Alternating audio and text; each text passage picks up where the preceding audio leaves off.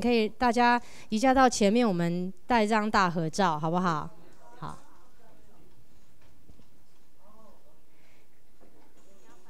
We are about to start our course in the afternoon at 2 o'clock. But before that, can we have a group picture together? And then we can get started.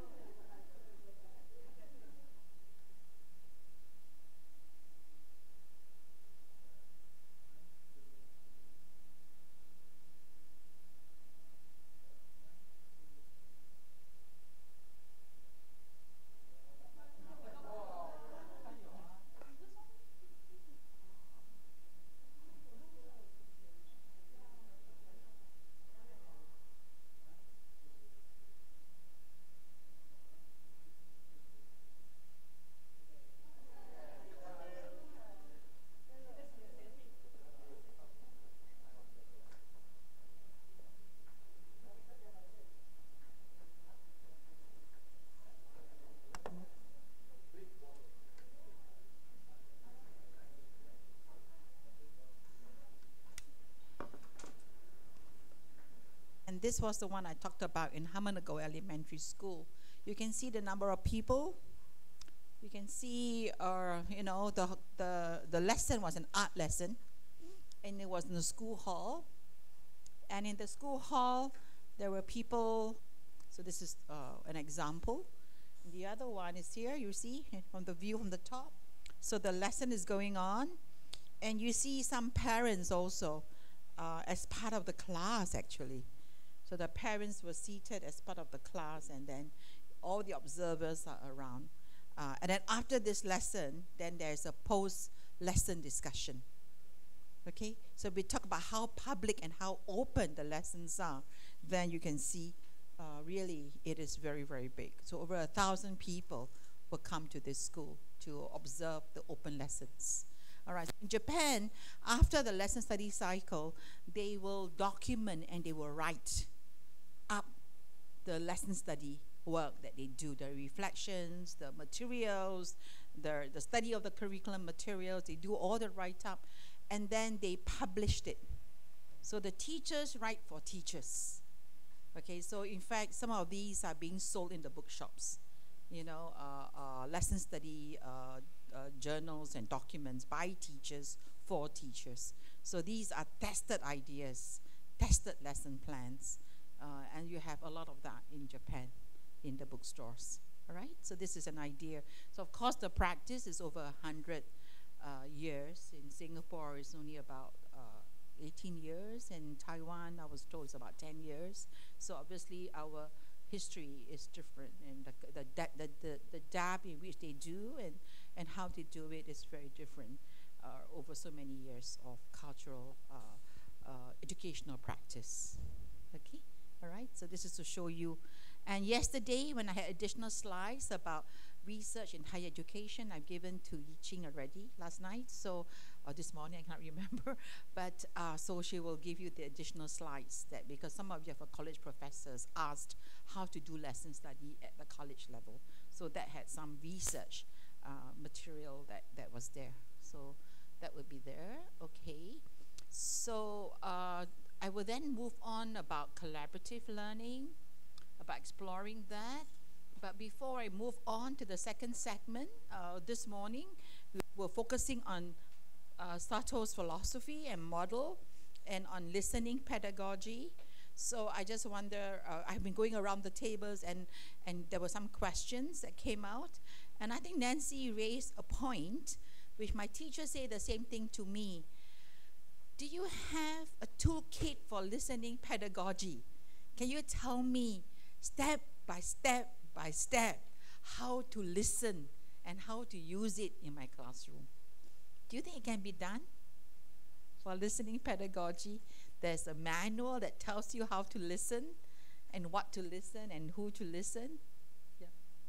There are specific things that can help listening. And one that I did with my children is called reflective listening.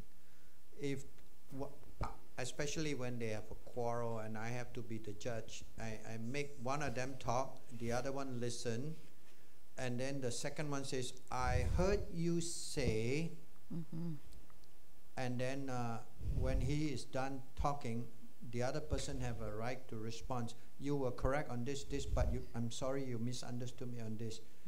And then, so that's the reflective listen. That means whatever I heard, I need to reflect back. Yeah. Okay, yeah, okay. So I'm glad we have a language person here doing communication work, and in a sense, in his experience, that could be one way to make sure that you are listening. So that is maybe part of what we would do in group work, right? Because in group, are you listening to one another? So one of the techniques that's used in cooperative learning literature is paraphrase passport. So before I can share my point, I paraphrase what the other person is saying. So they have this term called paraphrase passport. But I like your idea that it's not just paraphrasing, but are we paraphrasing correctly and accurately? And are we making meaning of what you say? You say, oh, I didn't really say this, But this is a good idea for conflict, because this is an idea of listening, to resolve, to negotiate. And in group work, there's a lot of issues. The kids will fight with one another and argue, So again, what can we do to do that? But I'm thinking about more of the teacher in the classroom, of listening to the students. And we get this strategy because a student may present a point of view, and then you then ask another student, Martin, what did she say? All right? Because the idea about listening, one of the interviews I did with my teachers, one of them said listening is the teacher listening to the students. That's all she sees. As a teacher, I must listen to my students. But the other part about listening is students listening to one another. So that is very important. Listening to one another. So sometimes in the classroom, then you would say, Ruth said something, so Martin, what do you think? And you make comments. So when you make comments on what the other person say, then it's whether you have listened well enough to make those comments, and whether you just missed the point when you make your comment, the teacher would then get that sense. All right? Yes.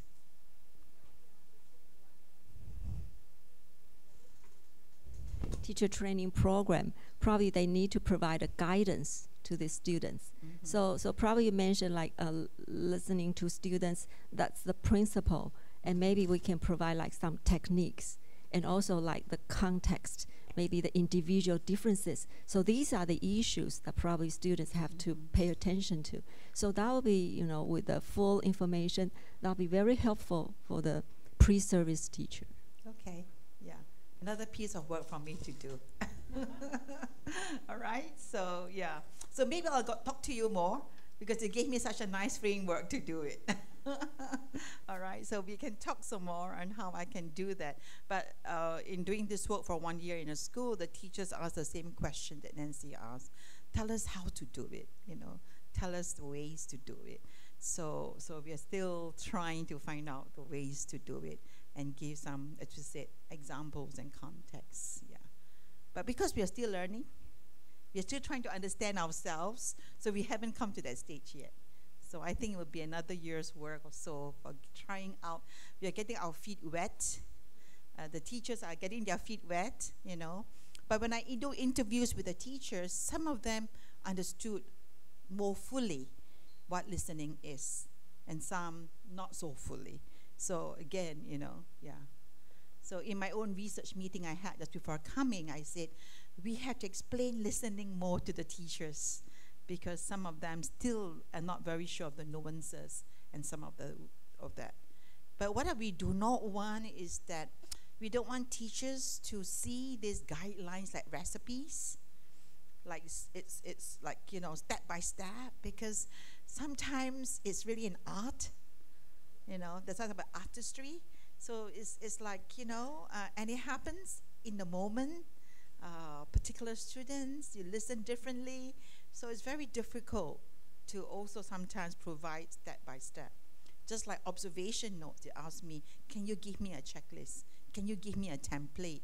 Sometimes we have some broad indicators about how to observe and what to observe, but not checklists. So again, it's that sort of thing that teachers like to have, those kind of recipe, and we want to get away, you know, from teachers wanting those kind of recipes. So that's what we're trying to do. Okay, there was a question that Pohan had. Maybe you want to raise your question with the rest of us. It's an interesting question. Using the microphone, yeah.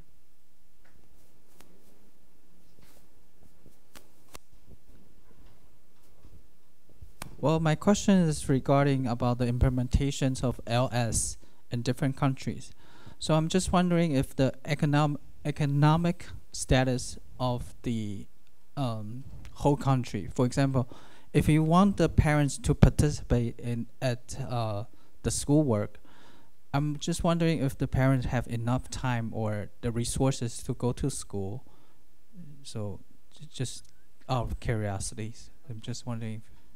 So this is the implementation not of lesson study alone, but implementation of school as learning community. Because one of the ideas of SLC is about parents' involvement. So in my discussion with him, you know, is that and maybe Akari can verify this for us. I find that in Japan, a lot of mothers don't work. They look after their children. There's the fathers who go to work. Is it so the practice even now? Why this practice? How did this come about in Japan, you think? I don't know why it's the same, but even women in my generation still prefer to be housewives in the future. So I think still mothers are working in the house and then fathers are working outside, so that mothers are more likely to participate in school works usually, I think. So I guess in the culture of Japan, the mothers can participate more because they're not working, they're not having full-time jobs, you know, in that situation. But in Taiwan, what about parents? Are they both working? Are the majority both working?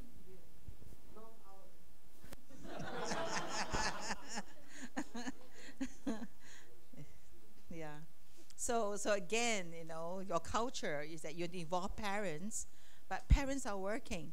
Maybe they have time to go to school. So again, you got to think of different creative ways of involving them. Parents can take leave or something like that, or be involved in some projects, you know. So like if you have this Hamanago open day, parents are invited. It's just one day in the year. It's not that they're there every week, you know. So maybe that day, I mean, they're curious to see the teachers in the children's school, how they teach, right? It's an opportunity because they're invited for that one day. So they maybe that day don't work and come. Take leave for that day.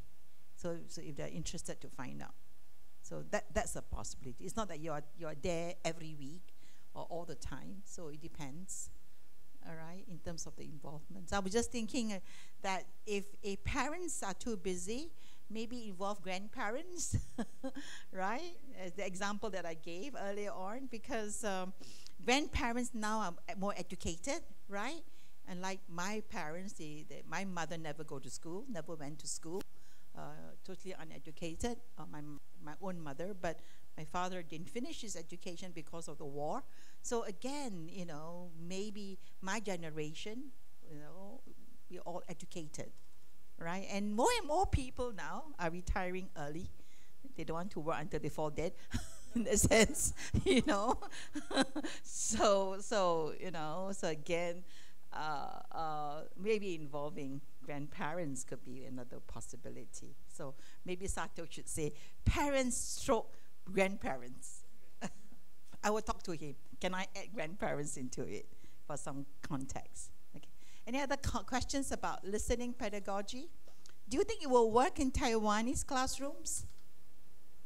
In your context? Dora, what do you think?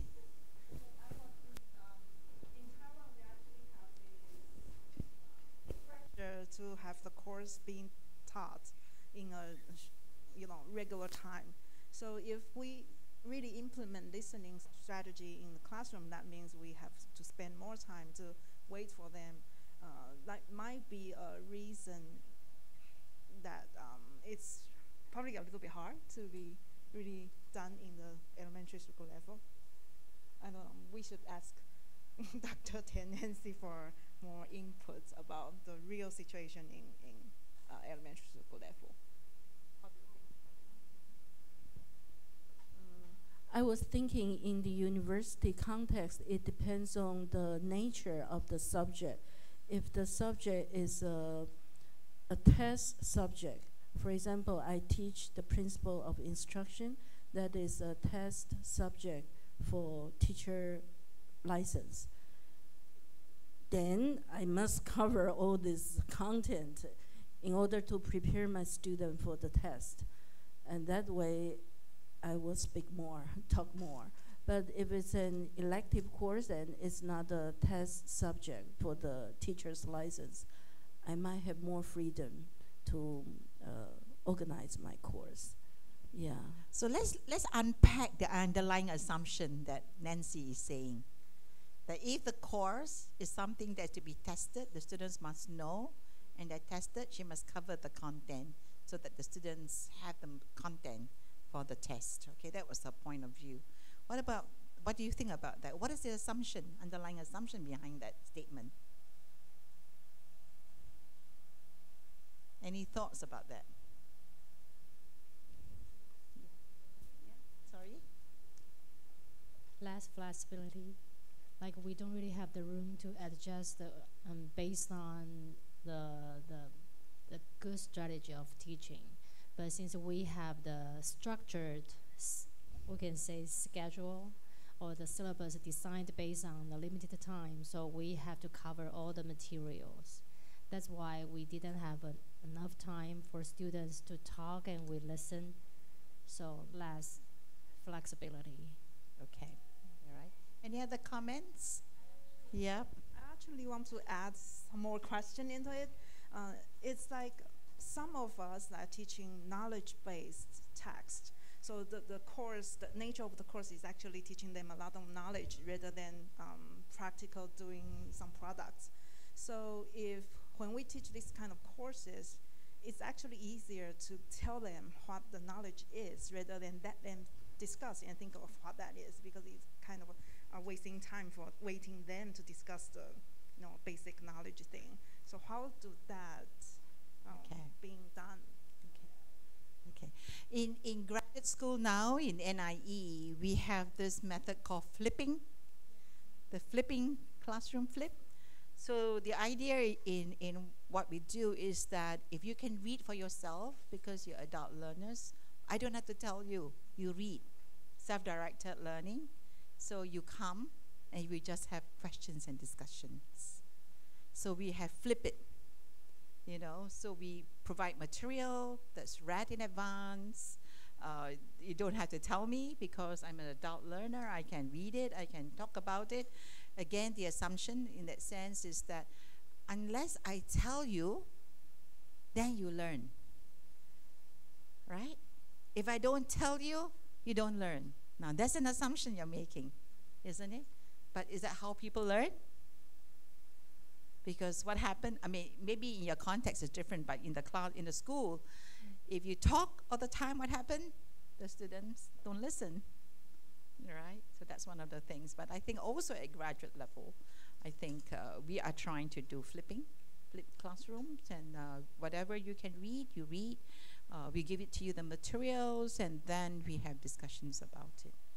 So that's what we try to do. That's knowledge. But if you look at Japan, that's been doing this for many years, and I've seen their mathematics classroom, which I think the way they do is really very interesting, teaching mathematics the problem-solving way. The teachers don't say very much. They just gave the problem, as I shared, and then students discuss in groups or pairs the solution to the problem, and then it's being presented with the rest of the class. And then what they do to get students to listen to one another, let's say Yi-Ching presents the solution for her group here, then the teacher will ask Brian's group, what do you think?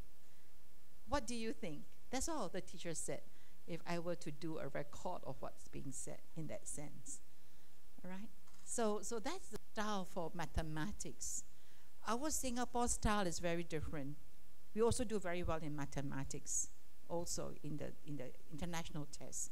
Our style is teacher, show and explain how to solve the problem. I do, all right?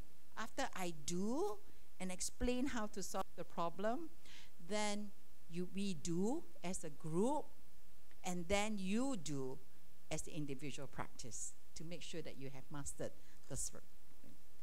Okay, but there are some people say when your teacher demonstrate how to do, then she is demonstrating one way of solving the problem.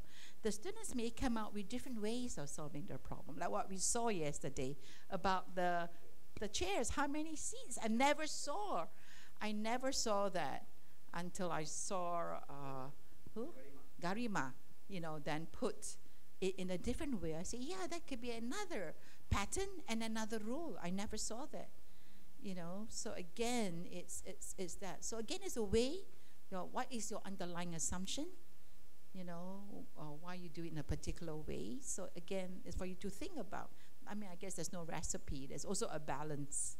It's also a balance between the two, and how much you need to tell and how much you need to get them to explore is something that's important. All right? Okay? But the point is that I have found, and this is, I don't know, when Professor Sato goes around and talk about the success of school as learning community, he talk about school that turn around, school that are reformed.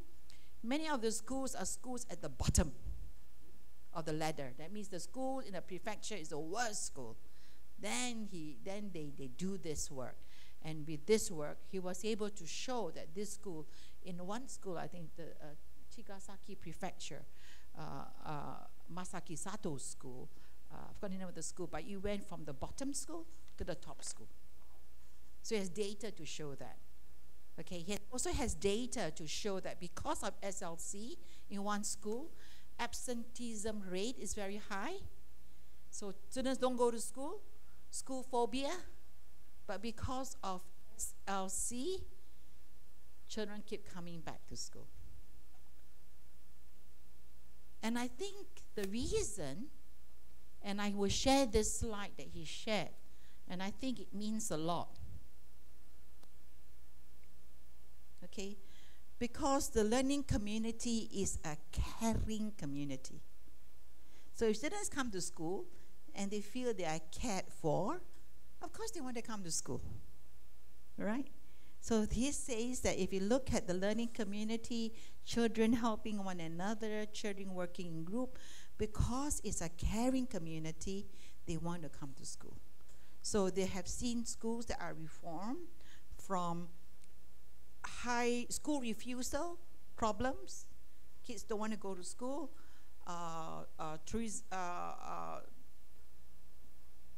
Vandalism, you know, junior high school where the students take the chair and throw out of the window kind of thing, which is a problem in one of the schools that he worked with, and he showed how the school has been transformed, you know, and it moves from that kind. So I think the point he's saying is that in school and learning community, no child is alone. No child feels he's alone because there's somebody else in the classroom that works with him, cares with him, and works with him. I think that is what he was trying to do. And that's why, because you care enough to listen, you care enough to help me when I'm struggling with my work, in my tasks and so on. And so he says no child is alone. Okay, so the ethics of care and concern is very strong in the schools that he was working with. Okay, so again, so the practice is to try to move from whole class to collaborative learning, because this whole class teaching is very common in many of our schools, right? So how do we move from whole class teaching to group work? That is, I think, a problem. Okay. So again, we saw some examples of this. We saw the U-shaped classroom. Again, we saw how children are listening to one another, which I showed earlier this morning. We see children speaking and presenting, and everybody is looking at her and listening to her. This is a very famous language teacher in Scuba Elementary, or Oka Elementary School, sorry. Okay, so pair work. So another idea about collaborative learning or cooperative learning, they say that a group is 4. They always recommend 4 in a group. But actually, even pair work is cooperative learning and collaboration. So we always say, and Sato suggests also, and I think it makes it for lower primary children, grade 1, grade 2, you recommend that they work in pairs. And then as they get older, they work in 3s, they work in 4s. So again, they talk about this, working in pairs. And so some of the teachers in Singapore have this mistaken idea. They think, okay, they think that group work must have 4, all right? But sometimes with certain kind of classes, children groups of 4 may not work.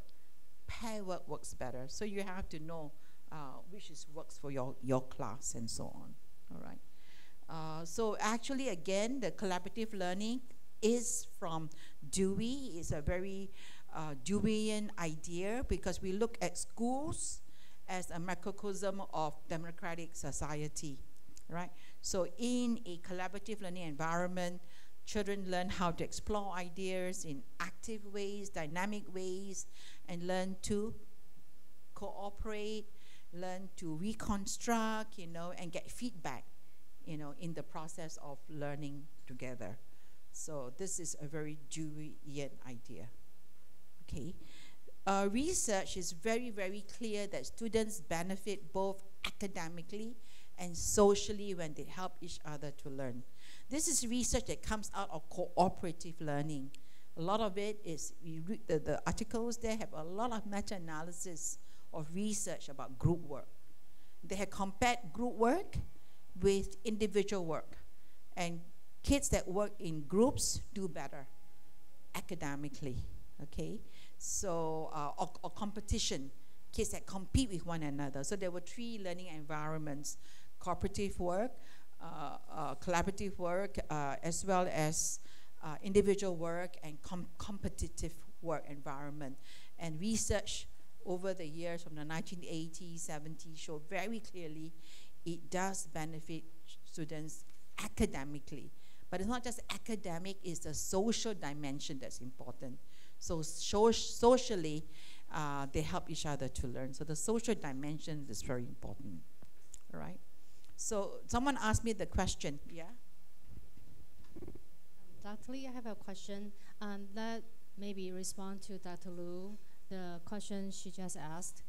Because I was trying to do a little bit flipped classroom, the method in my classroom, like I will ask a student question, give them special scenario, and have them become groups to do the discussions, and then give us all those thoughts to exchange or to interact. And I was connecting the classroom you were showing to us. In the picture you show us in Singapore or in Japan, did those children do reviewed before the class? Like sometimes, for example, Dr. Lu was saying we don't have that much time to go through all those materials because of that, so we don't have time for students to discuss. Sometimes I will give the student material for them to review before the class so I can have time to discuss in the classroom, right? But in elementary school, do they do review? But how about the first grade or second grade? No, I think that in when I talk about flipped classroom, it's more for secondary and undergraduate work. So some of the flipped classroom is done at at secondary level. So the students can read on their own. There can be some more self-directed. But for the elementary, you have less of that because they're not as strong readers. They're learning some very basic skills of language and mathematics. So there's that. But the content is less. Okay, the content for elementary is much less than secondary and high school. So our teachers have the same issue. If I give space for discussion, group work, you know, and I slow my pace to listen to my students, I cannot finish my curriculum. So this is a real concern that teachers at secondary and high school have. All right, so what you shared in undergraduate is the same problem at secondary and high school. You know, so again, when you give the material to secondary students, they may not review before coming. Right? They will not read before coming, and that's the problem also. Okay. But in graduate level, those who come in, the way we design the seminars, they have to read. If they don't read, they will feel embarrassed. So, right, at the graduate level, I'm sure you know that, at the graduate level. But for secondary, they don't. So that's again an issue. So what we had done, and I'm going to share with you on Monday, we have removed mid-year exams from the school. So you see, when we have like a 40-week calendar, because some of you may not be here on Monday, in a 40-week calendar, 10 weeks, 10 weeks, 10 weeks, 10 weeks, right? So in the 20 weeks of the first semester, teaching maybe is 15 weeks, and 5 weeks is preparing for the mid-year exam, or 2-3 weeks. So you cut back, right, the teaching time, and so on. So what the ministry has done is they remove the mid-year exam, they cut down on exams, so that there's more time for students to be involved with project work and other kinds of pedagogy than just learning for exams. So this is the assessment reform that's just happened last year, starting just next year. Okay, so again, so we have to think about exams, because talk about tests and exams. It's a tested subject, you know, and so on, yeah. So Singapore, I mean, I think Japan also, at one time they cut back on the content. In Singapore, we have this phrase, we teach less, they learn more.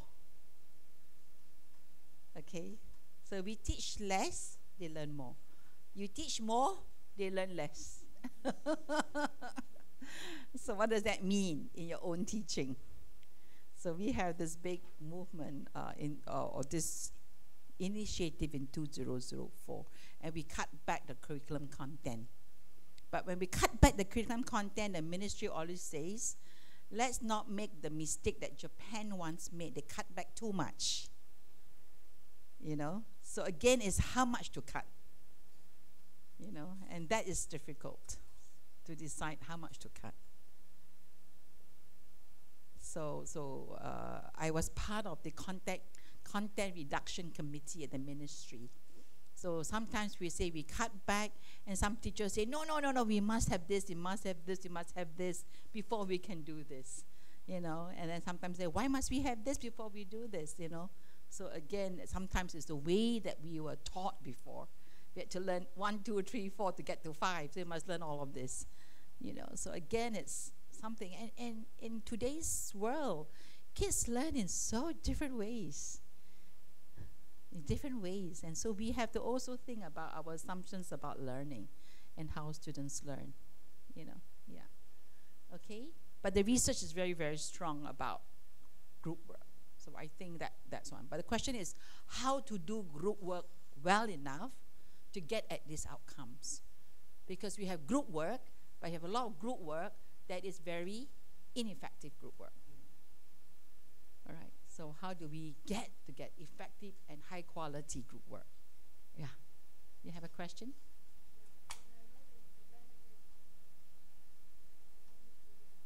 I have been thinking about the origin of cooperative learning, because in Western society, they just emphasize individualism. So they need, students to work together. But in Japan, that's the Eastern society, we always mention the importance of the harmony of the group. So I've been thinking that if we are so used to, the harmony of the group, then how did the learning community been created? So I thought probably one of the social contexts in Japan, because of the strict competition. So each student just work on their own. So because they have to compete with others, so they don't cooperate. Then probably in the classroom, the teacher has to create the chance for students to work together. So probably not so much competition. Then cooperation probably will replace the competition, and then they can benefit more in academic. That's what I've been trying to think. I think that even the competition, and maybe Nancy can help me because she's a cooperative learning person in this room also, is that I think that although in the West it's very competitive, right, and very individualistic, but I think the Asian countries are also influenced by the West in some ways because of globalization. And so even in Asian countries, there is competition, right, to get to good universities, to get to particular kinds of schools you want your children to get to, and so on. So I think the idea of competition, I think, is that in order for me to win, you have to lose. As though it's a fixed sum game. There's only 100 marks. So to get that, you have to lose in order for me to get the 100 marks, right? But in life, it's not true. In order for me to win, we both can win. Why must you lose in order for me to win? So that's the idea that we are trying to bring across. So the idea is that we are interdependent. We both win, rather than in order for me to win, you have to lose. Okay. But again, this comes with the idea of ranking. If we don't rank people, we don't rank things then because you are being ranked, you want to get there at that one rank. That's why in Singapore, we move, one time schools were ranked. It was put in the public, number 1 school, number 2 school, number 3 school, number 4 school. And we find that the ranking of schools makes schools very competitive. So I have a very close friend doing a project in a school, and it's a very good school. So I asked her, what are you all doing with this project? She told me, principal say, we cannot say anything. our lips are sealed until we launched it, until it shows that this is our school doing it, you know. And it's because of the ranking of schools at that time. So we have moved away. Schools are no longer ranked at all in Singapore. It's no longer public information. So even with students, before the PSLE in the newspaper, we will say who is our top student, and we have this picture about this top big newspaper writer about this student. Now nothing is being publicized. Because sometimes we know in life that it's not the top PSLE student that does well in life and become the millionaire that Brian talked about. How do we define success? We have to redefine success differently, as he said in this morning's session. Right? So again, we have to rethink our assumptions about success, about competition, about winning, about losing. What does that mean? All right. Okay. So and I think this Eastern-Western idea, I think I also have some issues. I think sometimes there's so much flow of information. You know, we're so globalized. Things flow across. So it's quite difficult to say what is Asian, what is, you know, Western. In some ways. Yeah. Go ahead. The year my daughter was born, she was born in Hong Kong. The high school results were about to come out. The week preceding the release of the result, they highlighted the successful people in Hong Kong, including Anson Chan Fong, who was then the assistant to Chris Patton. Her high school grades were so. The reason was too many kids commit suicide when they receive poor grades. They think that's the end of their life. So I thought that was a great move by the Hong Kong government to do that. Yeah, it left a very deep impression on me. Yeah. Okay, but the point is that, yeah, so this is some of the thoughts that came out in your questions. To move on, I think everybody asked this question: what are the differences between collaborative and cooperative learning? When I first started this work, I said, cooperative learning are the things that you do in school. Because in school, we do cooperative learning. But in the workplace, we don't say we cooperate, we say we collaborate. And we say we collaborate because we are like equals. As adults, we are like, you know, the same, and so we collaborate. And we come with different perspectives.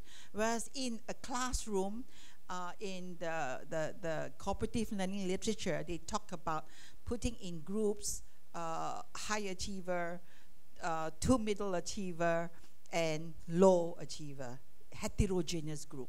So when you have a heterogeneous group, then the power relations is different, the status is different, right? And so you cooperate, you help one another. So the word cooperative learning comes from the school educational innovation of group work, which was, you know, and then I thought in higher levels and all that we collaborate. That was how I defined it when I began the work. But when I began to read more about it, because Sato used collaborative learning in school, he didn't use the word cooperative learning in school. He used collaborative. I said, what does it mean? I asked myself that question. And so I was trying to figure out what it means to some extent.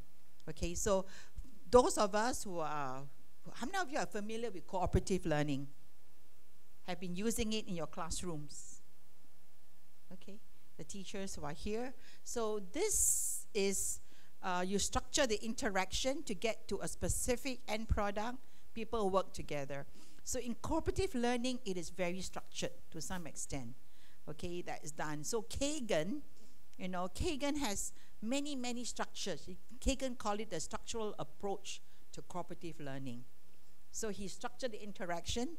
You think, you pair, and you share. Sequential round table. Each of you take a turn, and you share. Jigsaw, you divide out your readings, and then you come back, and then you share. And of course, the principle is individual accountability and positive interdependence. When you divide out the resources, only Lola has it, Brian doesn't have it, Akari doesn't have it. She has puzzle A, puzzle B, puzzle C.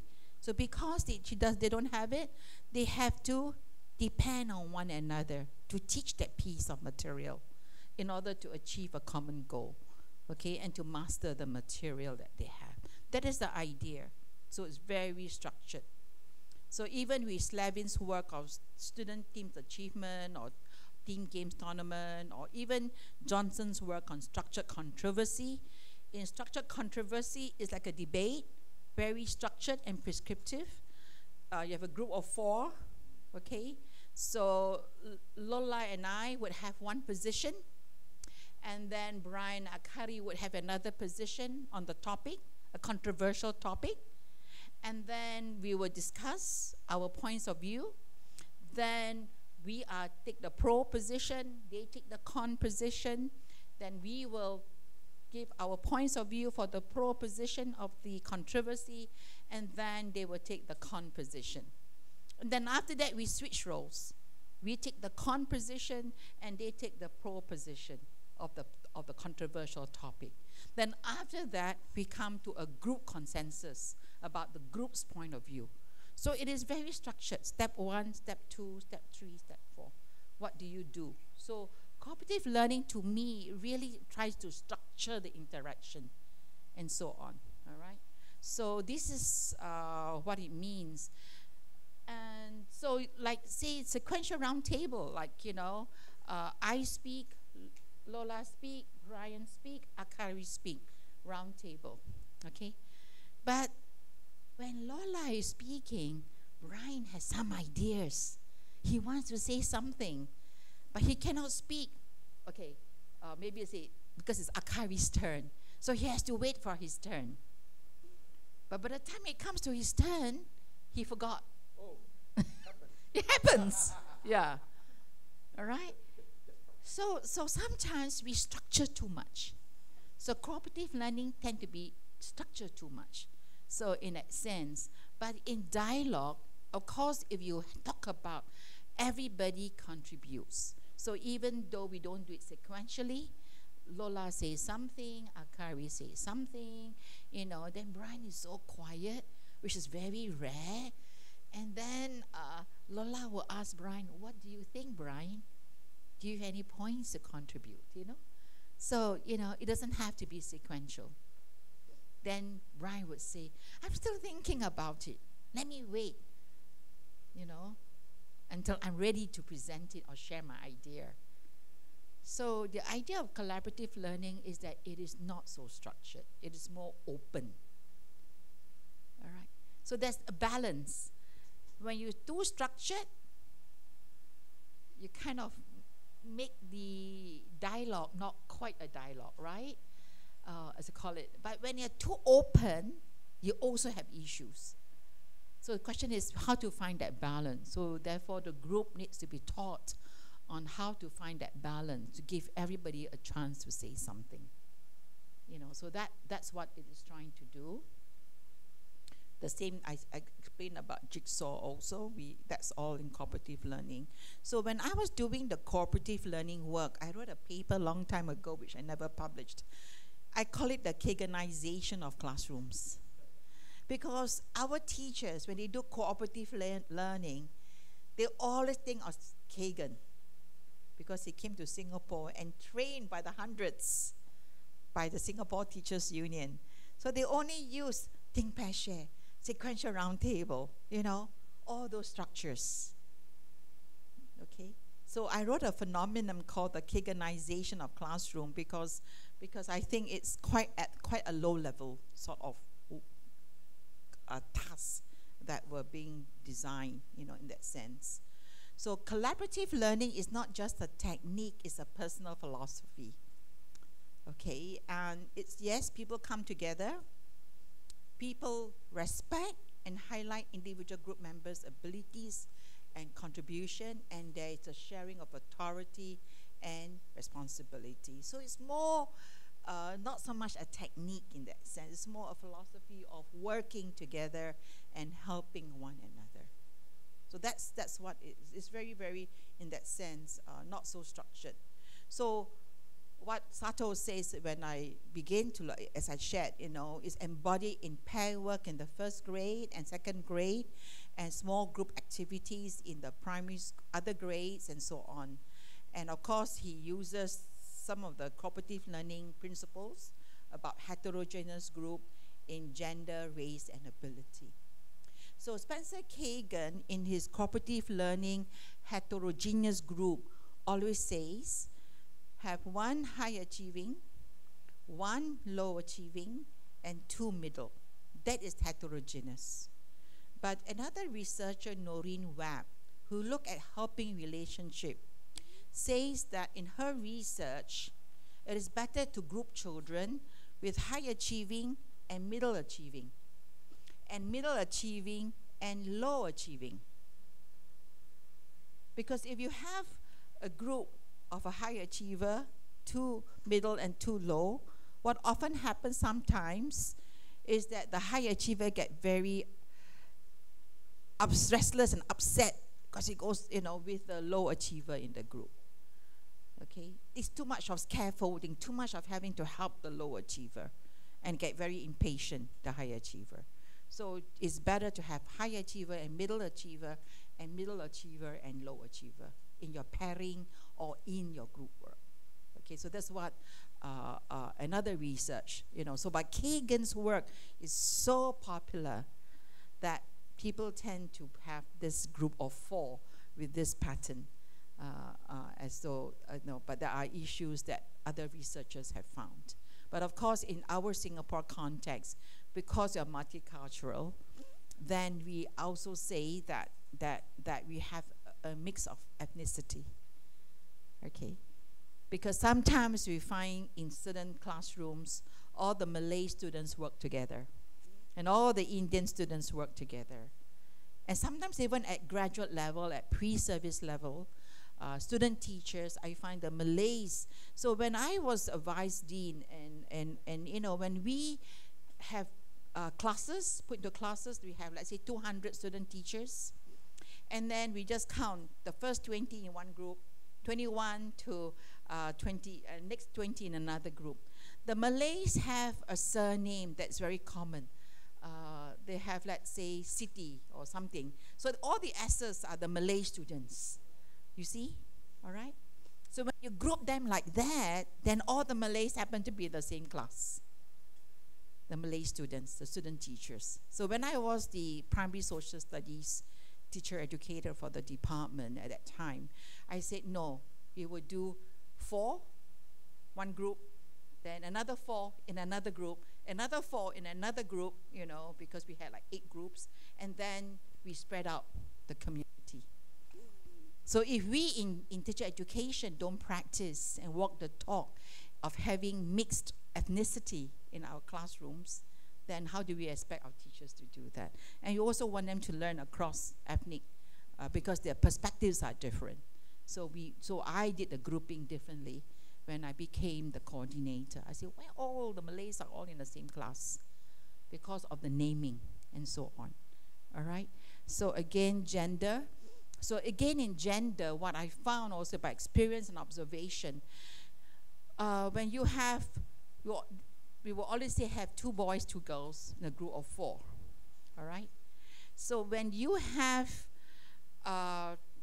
3 girls and a boy in the class, in the group, what often happens, do you think? Huh?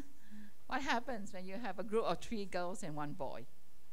Very often the 3 girls will come together and ignore the boy. That sometimes happens. When you have 3 boys and 1 girl, what happens? Yes. She's the one that will collect the material. She's the one that will do the writing on the chart and so on. So I've observed this gender biases in some of our classrooms. So again, we try to do that. Okay, of course, if an all-boys group, all the boys in the same group, then they get a bit loud. Somehow having girls in the group, the boys tend to be not so loud, in the way they discuss. Civilized by the presence of the ladies. Okay, so I've seen this. I don't think there's nobody has done research on gender and how gender is played out in classroom. But it's quite an interesting research. But this is just by my observation when I go to classrooms. Okay, all right. So we see that.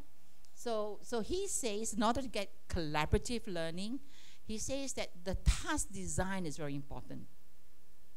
Okay, so this is what he talked about. He talked about when we design the tasks for each collaborative group, we have one task, which is the sharing task.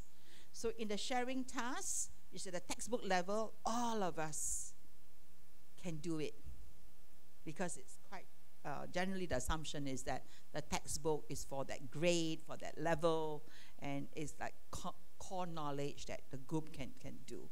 But in the design of the task, the next stage is to design jumping task.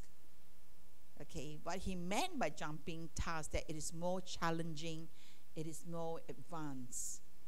And so within the group, because there are different capacities, then they will scaffold each other's ideas to jump and to move.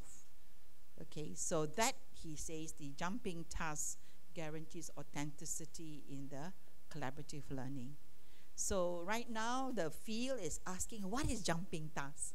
What makes a jumping task? Of course, I think it's different for mathematics, it's different for English, it's different for different subjects as to what makes a jumping task. So again, the two stages he talked about in the lesson. Okay, so again, as I shared, these are the differences in cooperative learning and collaborative. Just to summarize, cooperative learning is more structured, collaborative learning is less structured. Okay, cooperative learning is more teacher-directed. The teacher design the task, give the question, and tell you in jigsaw, read this, read that, read that, read that. Whereas in collaborative learning, it is less teacher-directed. It's more shared. You know, students also have the control of the learning. In cooperative learning, they talk about heterogeneous. In collaborative learning, it's more interest group and friendship groups.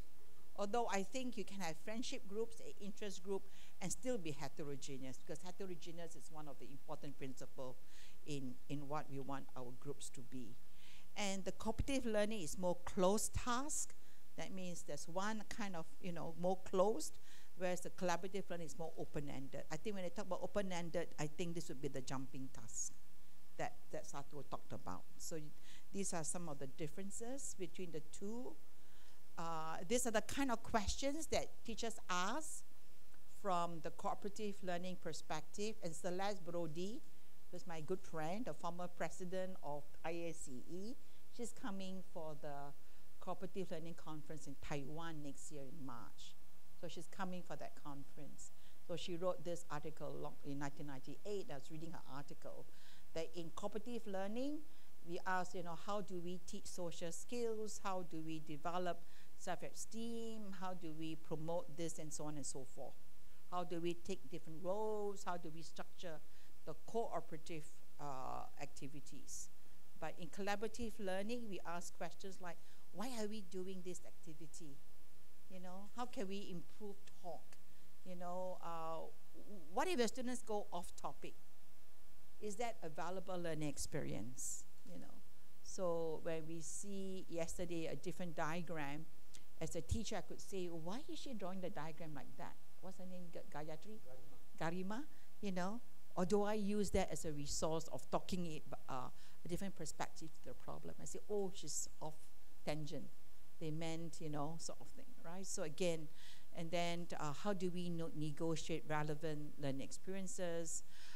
How do we interact with students so that they ask real questions? So this came from Celeste Brody's work in the early years on how she saw the distinction between cooperative learning and collaborative learning, and the kinds of questions that teacher asks for both perspectives. Okay, so Cohen, who I also met, Elizabeth Cohen from Stanford University, that if teachers do nothing to structure, then students will stick to the most concrete mode of interaction. So you can't be too open, just trying to say, which I mentioned earlier on. You can't be too open, you do nothing, then students will if Brian's the quiet one, he doesn't say anything, and he's open, and only Lola and Akari would just talk to one another, then, that's the most concrete mode of interaction. That's what he's comfortable with, right? But if you structure too much, okay, you prevent the students from thinking for themselves. So again, is that balance. So in the design of your task, I think the design of tasks is very important to get at collaborative learning. And I will show some examples of what I mean by the design of tasks in our work, okay? So this is my other colleague from Japan, Kitada-san. She was trying to work with a teacher. She had one case of one teacher, and she was trying to see how the teacher's vision and practice for collaborative learning. So she tracked this teacher for a couple of years, and she shared, okay? She tracked from 2008 and 2009, the school reform as learning community started, and then it went on. So she observed a lesson in 2008 before SLC, and then she observed a lesson in 2010 and again in 2012. And in the observation of Mr. N's lesson, she found in 2008 in the school, Mr. N in English would spend some time, read aloud together, and then whole class sharing, and then wrap up. So there's no group work, all right? And then after school, as learning community started, she found this teacher having in the lesson one group work, one activity that's group work. It is read aloud, whole class sharing, read individually, whole class sharing, group work, whole class sharing, read aloud, and then they do individual writing. Okay, then as she went on and examined this teacher 2 years later, then he has group work 4 times in the lesson at different points of the lesson. Okay, so different points. So the same with Singapore teachers. Yes, we do group work, but just maybe 10 minutes out of a 1 hour lesson. Yeah. Okay. So again, it's like this teacher in 2010. Many of our teachers are at 2010 with just one activity is group work, but the rest is whole class teaching, is individual work. So that seems also to be the pattern right now that we have. So they do group work, but and how much of letting go to the students do our teachers do? So when she interviewed the teacher in 2008, she says, group work not necessary, the teacher said. Whole class sharing under teacher's control is important. Teacher is in control when there's whole class teaching. All right? And then in 2010, they said group work is important, but he uses group work as a tool to lead students to the goal that is set by the teacher. And then in 2012, group work is necessary. Group work is great opportunity for individual students to share their insights in order to deepen their learning. So this Japanese researcher followed this teacher for 4 years and interviewed this teacher at 3 different points, to follow this one case of a teacher, and see that grow. We hope this case was representative of more of the teachers under the SLC approach. Okay, all right. So, okay, maybe because of time, so I will show you this lesson that we did in Singapore. This is the problem-solving mathematics task, and the concept is on average. All right. So very often, children learn average. You had 3 numbers. You add the 3. You divide by 3. Okay. This time, they have designed the task in such a way. Our students do English as a subject for PSLE. Primary school, primary school living examination, and then they do mother tongue Chinese, Malay, or Tamil, or and in Indian languages, we have many languages allowed now. It could be Punjabi, it could be Sikh, it could be whatever. And then they do mathematics, and then they do science. Okay, so student A and student B. So they chose the numbers very carefully. Okay, so the problem is who performed better in the examination. So that is the question that was asked in this research lesson that the teachers planned together. All right, so let's see what happened. Some say student A, maybe, did I share this material with you? I cannot remember. Okay, maybe we look at this. Maybe all of you look at this problem first and don't look at the others that I sent. Which one do you think did better? Can you all solve this problem yourself? In other words, who performed better in the examination? Student A or student B? Can you work with a partner next to you? Or trio?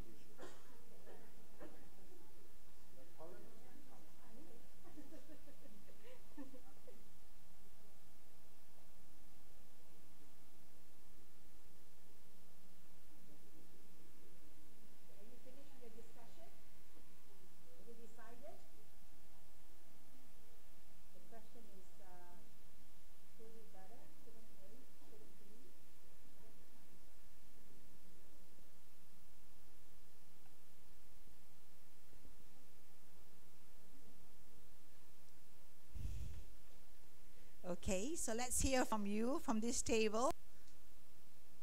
What do you think is your response to this question? We Okay, let's compare listen. the average.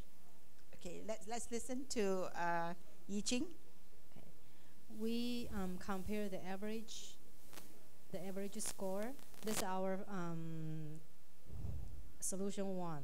Our solution 2 is we compare the Okay, math. maybe explain your first solution again to the rest of us. Okay. When you say compare average, what do you mean by compare average?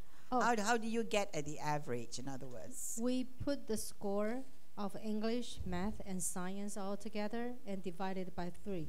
Okay. So we get the average of each of the students.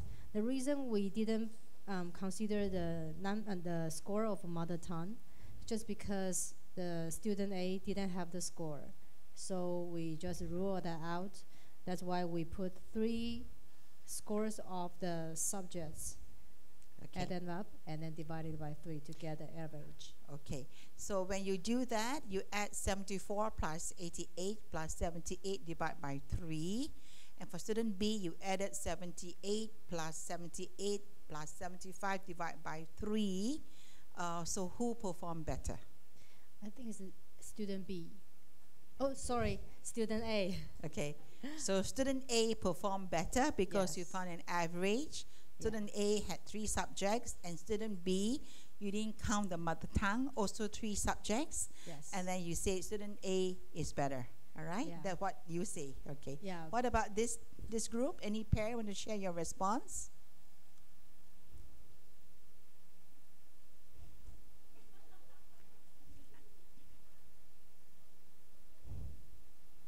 They don't agree with me because I'm the traditional way of evaluating students' performance. So I would do the same thing that Yi Jing did for student A, is to exclude the mother tongue. So we added everything together and divided by 3.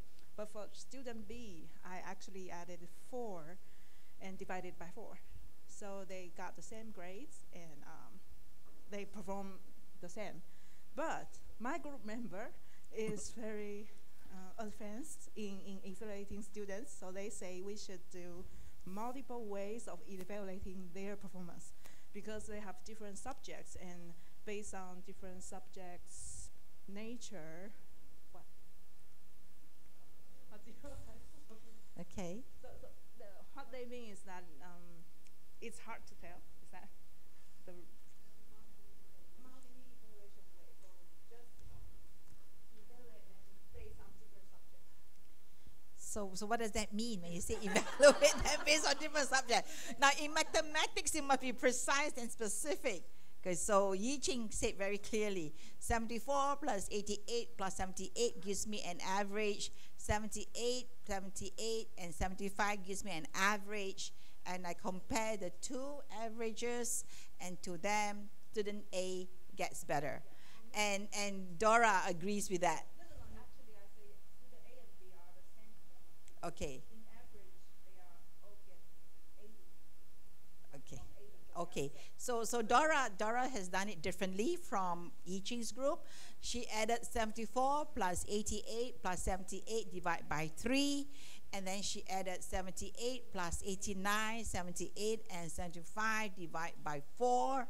And both had 80. So her response is both are the same. No one performed better than the other. So that's your response.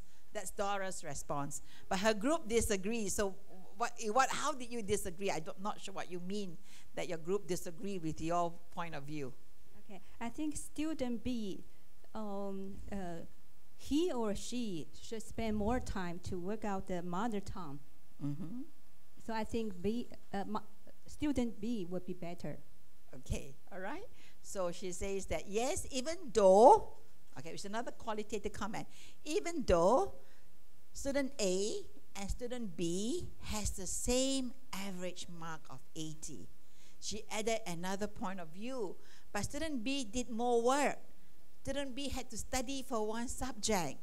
So therefore, for the amount of time that student B has to do one more subject, student B did better. Yeah, Okay. student B is better because we use the collaborative evaluation. Okay, all right? Right? Okay, all right. Okay, so that's their point of view. What about this group? What do you come out with? Statistics professor. Okay. Because I think because different subjects have different study hour, so we need to know the study hour to have the weighted average. Oh, okay. So you bring to the concept of weighted average. How do you weight the subjects? English, mother tongue, math, and science. Do they have different weights? Let's make the assumption they're all equal weights. Equal weights. Okay, they're all equal weights. This is the assumption we are making. Okay? All right. Okay.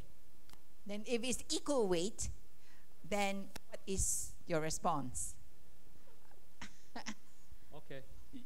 If equal weight, then no matter how many subjects they have, 3 or 4, so they are their performance are the same. The same. Yeah, Okay. because divide by 3 and divide by 4. So average is the same. Yes. Okay, average is the same. Okay, Nancy has another point of view. Yeah.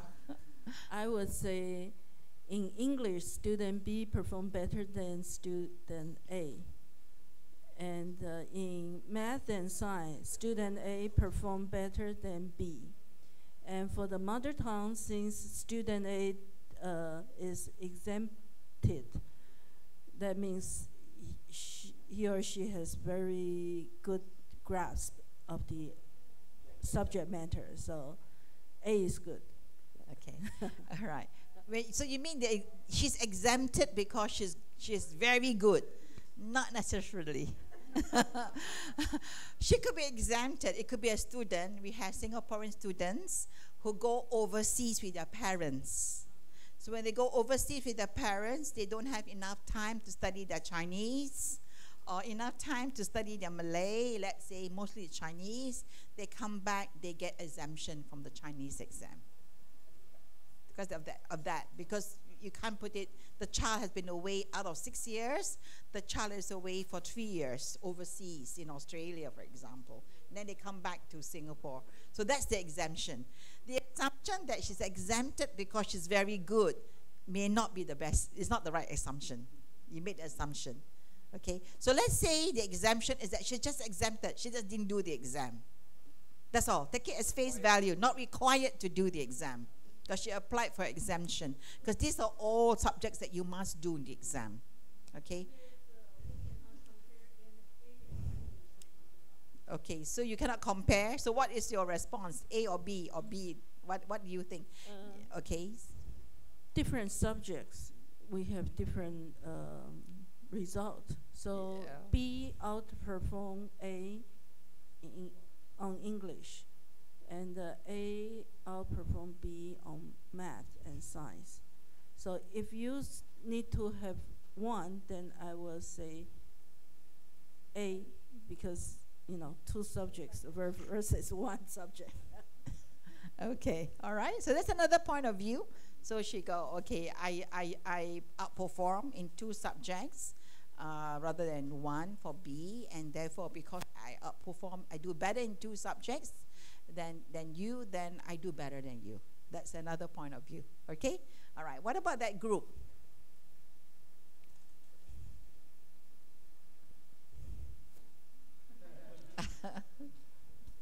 I agree with them, but students have a different opinion. How different? You agree with whom? That the 2 points of view. So which one? You agree with which group? So yeah, explain it, Sarah. So actually, I understood the task wrong. I thought it was about who of the 2 students would perform better on a math solving task, but that's not the question. So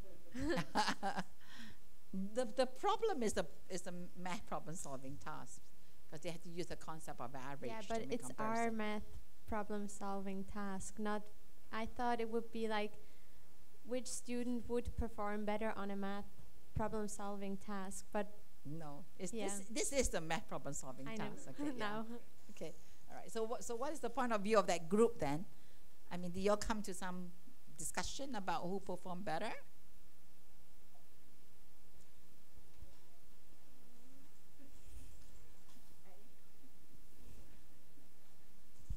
I would say A because I think you can't count the mother tongue because Okay, let's listen. Let's listen to Nadine, please.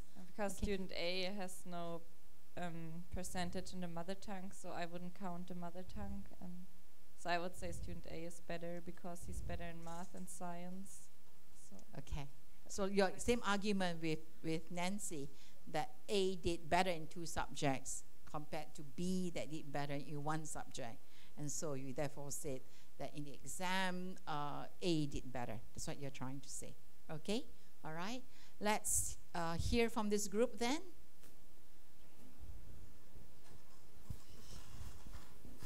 Okay.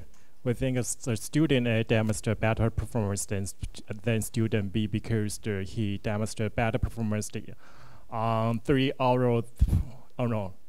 2 or 3 subjects than the student B. So that's our answers. Okay. Okay. All right. So that's your argument, similar with Nancy. Yes. And similar with that group. Okay, what about this group? One is a 4 subject, but an average is an average. Okay. Yeah, but qualitatively looking at the student, 4 subjects is higher load. But there is an interesting set of numbers. Normally, math, if you're good at math, there is a correlation to science because things like physics and all, you have to do a lot of calculations. So the spread of 10 points, I immediately want to know why. No, these are just numbers the Oh, teachers just came up created with. by the It's okay, created by the then teachers. in that case, the 2 subjects better than the other.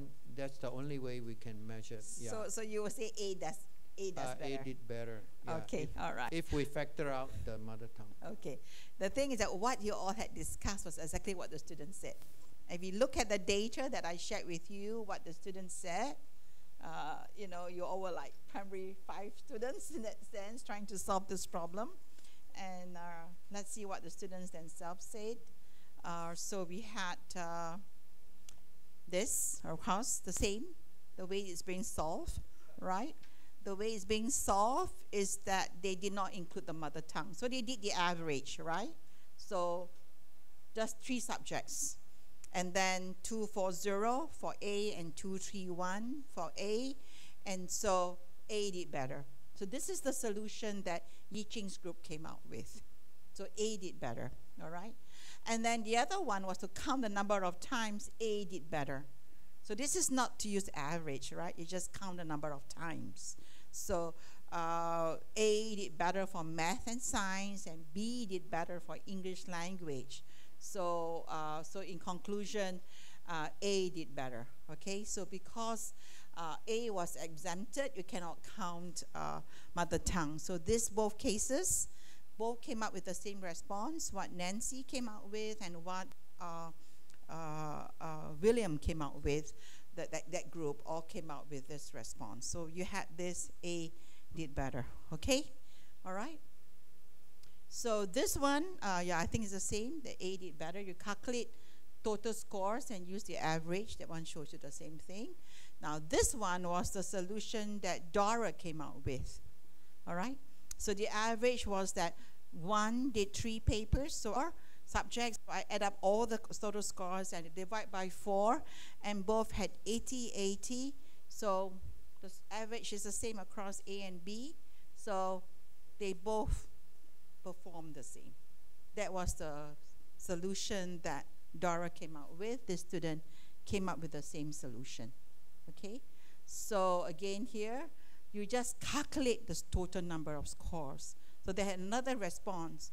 You just add up all the scores for 3 subjects, and you add up all the scores for 4 subjects, and then you find A is 240, B is 320, so B did better. So in this group, no one said B did better. Okay, no, you did. Sorry, you didn't do it in the mathematics way. You did it by saying that there was an extra subject that take effort. So even though Dora found that both had the same average score, right? Same average score, but when we look at it qualitatively, okay, and our colleagues from this side look at it qualitatively, yes, the same score, but I would say that B did better, right? Because B had 4 subjects to do compared to A that had 3 subjects to do. So that was what he was saying, all right? So let's see what happened. I want you to look at the pair discussion. What happens when the pair discuss and have differing points of view? And I hope it is clear enough when I play it back. Okay.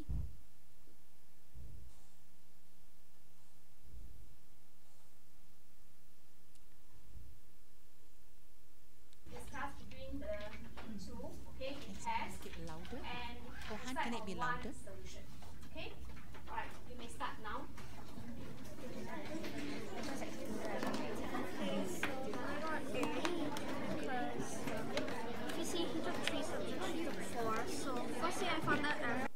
Oops, sorry. Make it louder. I think you can make it louder by here. No. Here, here. Oh, it's all loud already. Okay. Okay. Discuss between the two, okay, in pairs, and decide on one solution. Okay? Alright, you may start now.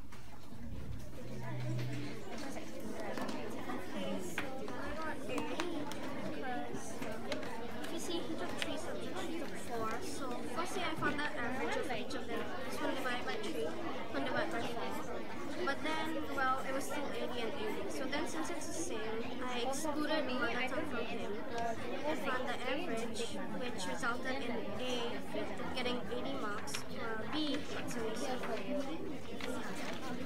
So that means, according to what I think, it's what do you think? I also think it's A. So basically, you find out the total marks for each of them without mother tongue. Then you see that A is more than B. Yeah. So I think A performed better. Okay, makes sense. Okay. So if you look at this response, okay. So if you look at this, I don't know what happened. I'm not sure what happened.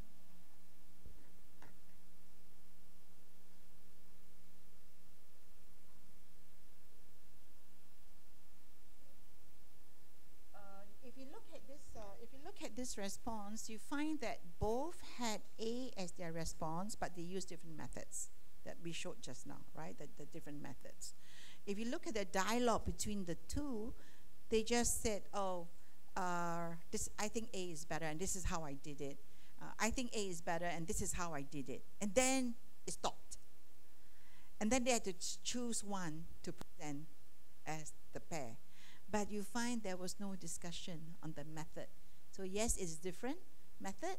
Like one had Nancy's method and one had Yiqing's method, all right? But didn't discuss why is this method better than the other method. There was no discussion. Okay, so you see this happening. So so there's no what I call pair work. The task is quite open-ended, but there's no real discussion and no real dialogue. So this sometimes happens in our classroom, okay? So the students, I'm not sure what happened. Maybe I had done it a little bit differently. Sorry.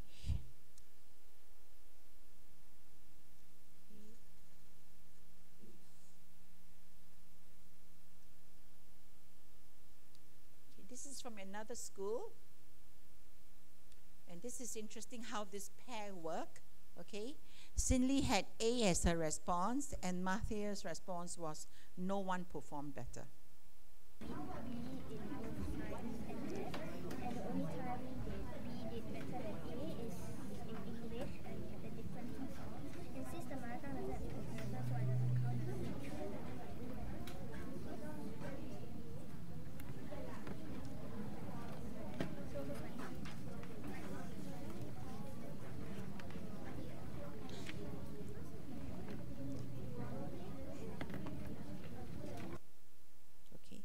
So you see that in this case, it's a very short video, and maybe my sound isn't very good, and I did it in my own camera, is that Sinley had A as a response. Matthias had no one performed better. So you have at the pair, you have somebody, Dora and Yi Ching together as a pair. But then they didn't discuss why is mine the right one, why I think mine is the right one, and why I think mine is the right one. So when you see Matthias, when the Sinley was looking at him, what do you think? What do you think? He just shrugged his shoulders, all right? And he then just, but when they presented the response, I think they represented Matthias' response, I think. This is Xin Yi. Xin Yi said that A did better. And she did it not by averaging. She did it by just minusing the marks. 78 minus 75 has 3, 88 has 10, and then 78 had that, and then she just counted the differences in so that sort of thing, all right? So Matthias, again, did the same way as Dora, okay? And no one performed better. But in the end, when they presented it as a pair, Matthias' view was presented. So my question is that I have this video where you have a pair given a collaborative learning. It's meant to create dialogue. It's meant for them to discuss their responses, how they arrived at it, and make comparison and elaborate or defend their position. You find that this elaborated response is not there. So this is the problem that we have in many of our primary classrooms, where you don't have, children are so polite to one another. So like, okay, you just say your piece, I just say my piece, and then if you have to make a decision, we had this game that our children play, Lom Cham Pas, you know? What is Lom Cham Pas? Do you know? Huh? Yeah, paper, scissors, stone. That's how I decide. Okay, I play this Lom Cham Pas game because, you know, Lola says something, Brian says something, there was no dialogue. Okay, we have to present one point of view, which one? We just Lom Cham Pas. Okay, so the question is, how do we move our students from this stage to a deeper level? So to get more elaborated responses. And so what some of the school particularly that I'm working with, began the work of academic conversations, getting children to ask, why do you think A did better? I think A did better because da. But I don't agree with you. You know, I think you must count the mother tongue because it's one subject that he did. It's so unfair to remove it.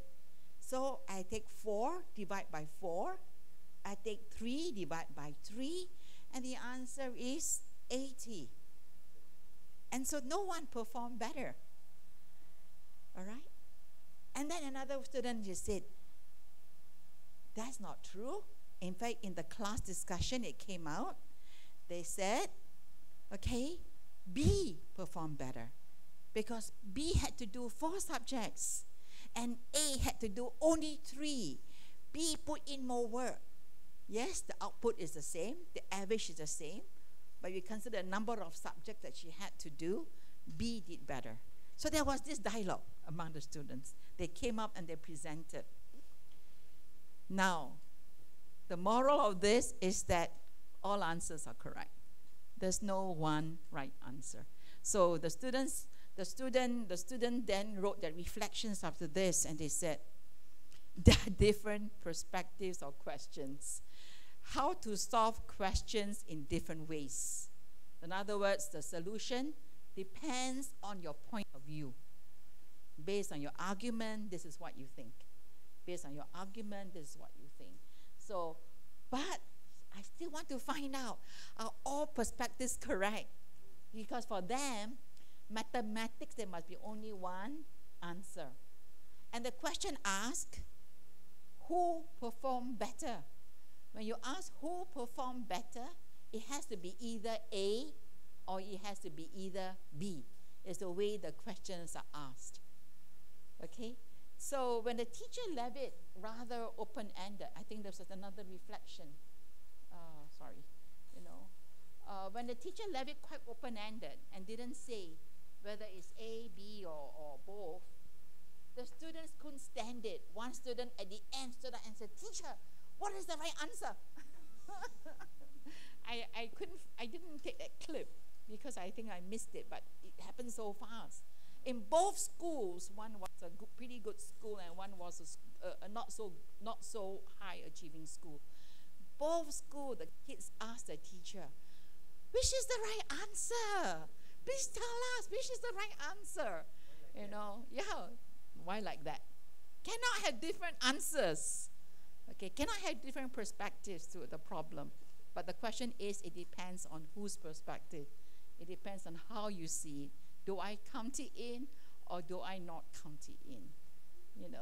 And so on. Whether you count it in or you don't count it in, you're using the mathematical operation of average.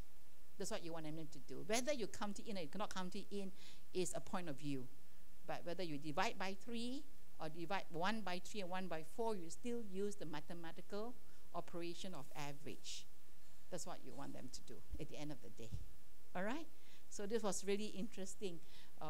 And all the teachers observing just laughed because it was so funny to have students then ask that question. So what is the right answer? And this is the social schooling. This is what schooling has done and examination has done to our children. They cannot believe there are different perspectives. So, but still ask me, are all correct or not? What is the correct answer? Came up in the reflection. Okay, so these are some principles in developing collaboration in the classroom, that you have to build it continually, all right? You have to create a task that's appropriate for student collaboration. So the task design is very important, and Sato talked about jumping tasks. And you have to choose materials and activities that integrate the social skills into the academic tasks.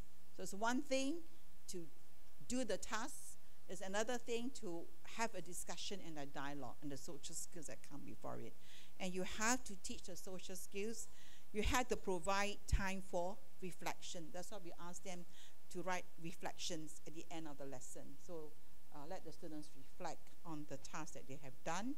And of course, you invite expressions of appreciation and you celebrate success. So these are some of the principles that Celeste shared as ways of developing collaboration in the classroom. Okay, so let me just conclude by saying that teaching, what we've done the whole day, that teaching is hard work. It is hard work because teaching involves caring, as we've seen, in listening, in collaborative learning. It involves a commitment from the teachers to design tasks. It's about connection. It's about building relationship. And because you have done so well today, I had to end my class early. So thank you very much. Thank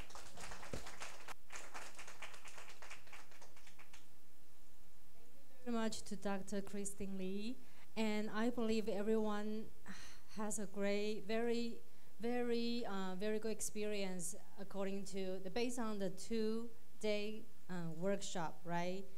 And the information we got from the workshop has stimulated us to think about how can we imply it in our classroom. Some of you come from the college, you are college professors, some of you working with kids, but I believe all those new knowledge and new ideas can just bring us great ideas and how can we make our students better, right? Since we still have some time, so maybe some of you can raise some questions if you want to ask and take the chance to take advantage of the chance since Dr. Lee is still here and can respond to your questions. Anyone? Yes.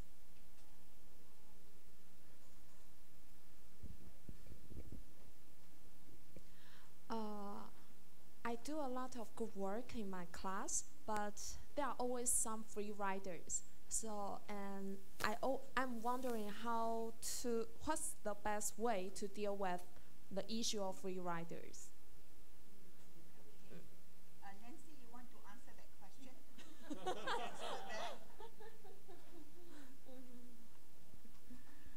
Christine is busy. Okay. For example, in my undergraduate course, the principle of instruction, I asked students to form 8 groups, and they have this group project. And really, there will be free riders. I think one thing we can do is to minimize the group size. You know, if you only have 2 people, it's hard to be the free rider.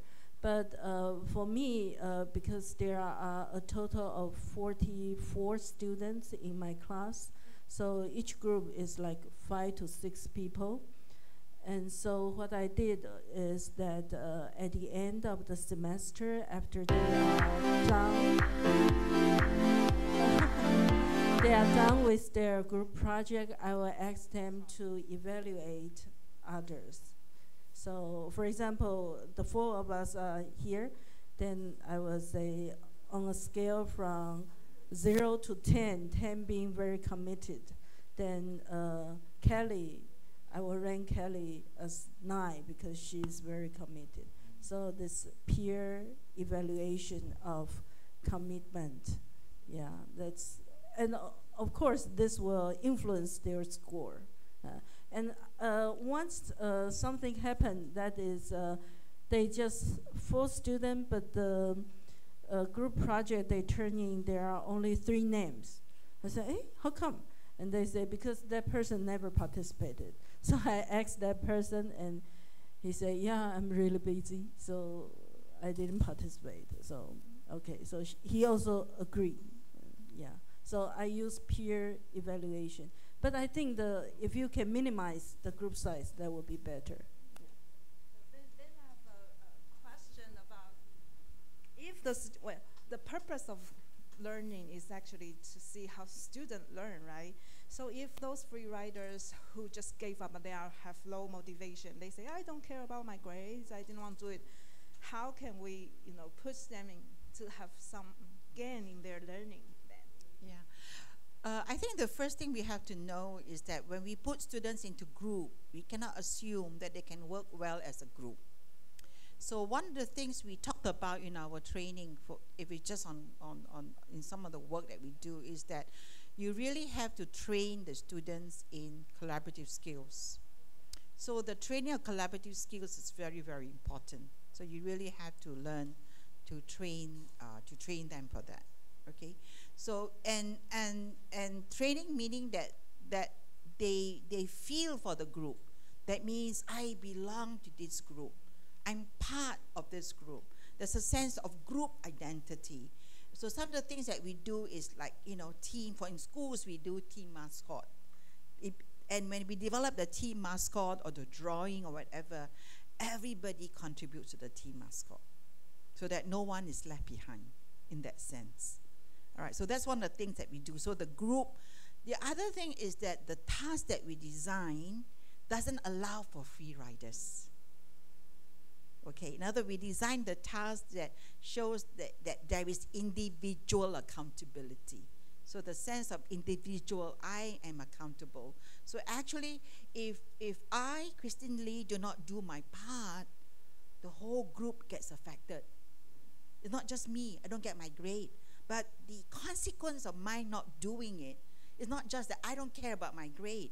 I affect all the others. And that makes me feel quite bad, right? I'm sure. So people, in that sense, then that I have to do my part. If I don't do my part, then everybody gets affected. So this is another area in which we talk about, okay? So actually, we give a group grade, and then we also, in our assessment of group work, we give a group grade. So the group grade is for all 4 of us, or all 3 of us, no matter what. 3 of us, we do that group grade. But we also give individual grade. So Christine Lee didn't participate as much. It affected the group grade. But Lola worked so hard. Why must she be jeopardized? So the work must show her contribution. And I give a grade to her work. And so she can do better than me because, yes, it's a group grade, but there's also an individual grade. So you decide on the proportion of your assessment. So that's one way in which you do it. All right? Okay, so that's one of the ways. Any other questions? Yeah? Yeah, I actually tried that, having two systems of grading. But then if the individual who didn't do the work jeopardized the whole group, then the group doesn't want to be the same group with that person. Of course. So how should we deal with that? Okay, I sometimes when you have very difficult students, very difficult students, no matter how hard you try, then I say you just do your work individually, and then there's a certain grade that you can only get, not more than that. That's your accountability, because you shouldn't be influencing all the others. So you give them a chance, but when they really persistently do that, then I say you just, work on your own, because why should I subject these people to your behavior and to your tantrum sometimes in the group? All right, so we are different kinds of learners in that sense. So try and see whether that works or not. Okay? Yeah? Yeah. I have a question. It's more like a philosophical question. Especially in the Eastern culture, we really pay attention to how high the grade we can get, especially in some major subjects like math, English, Chinese. So my question is maybe for Christine Lee, Dr. Christine Lee, and our other professors and students. If I want to apply like lesson study and have more conversations and discussion in my classroom, and according to your 40 years own experiences, how can you convince the school or the teachers to make them start? Because in the very beginning of our workshop, you mentioned start is easy, but continue is hard. So can you share your experience with us? Okay. I think let's not make the distinction. The collaborative learning, at the end of the day, is to help me do better. So when it comes to the assignment, the exams, at the end of the day, I don't do it as a group, right? I do it on my own. At least in the school, the school exam doesn't consider a group project component. You know what I mean? So that's what I mean. But the group work helps me to understand and learn better, so that when I do my exam by myself, I will achieve better. I mean, that is from the school context.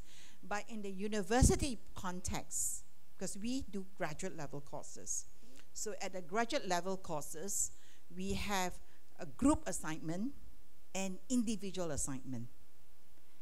Because in the graduate level, in the work context, you have to work in groups. You have to produce group products. That's what the work environment is. So at the graduate level, we have group and we have individual. But we limit the percentage. So individual is minimum must be 60%.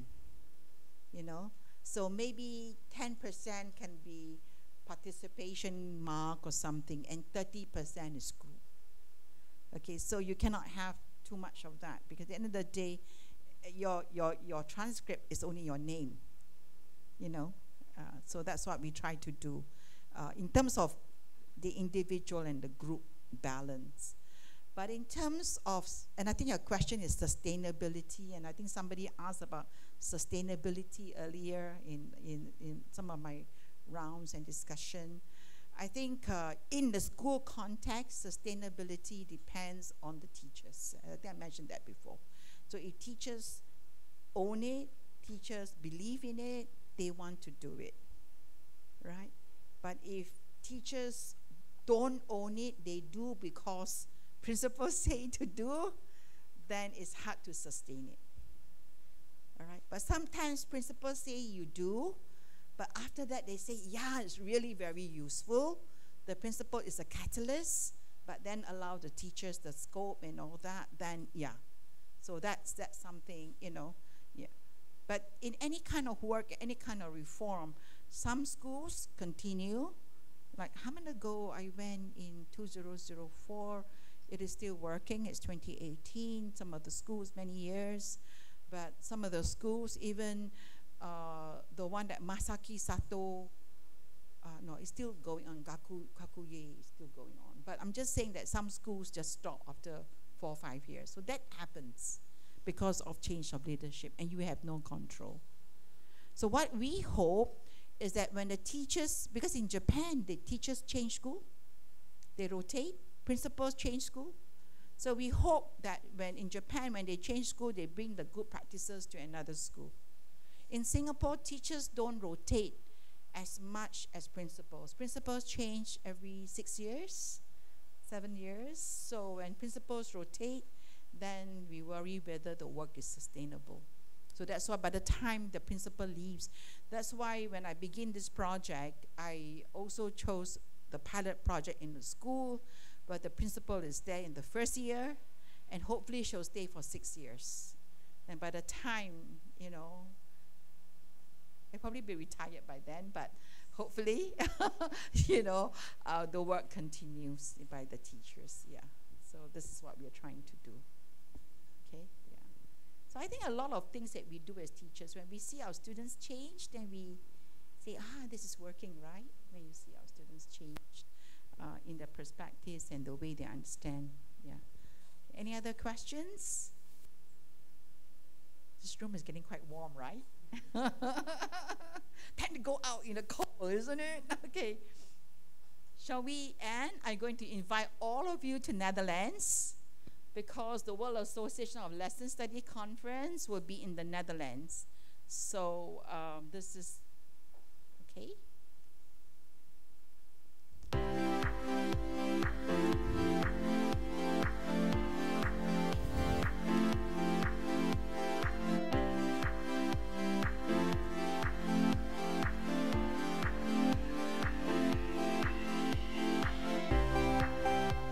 I'm Catherine Lewis, and I'm a researcher at Mills College in Oakland, California, in the United States.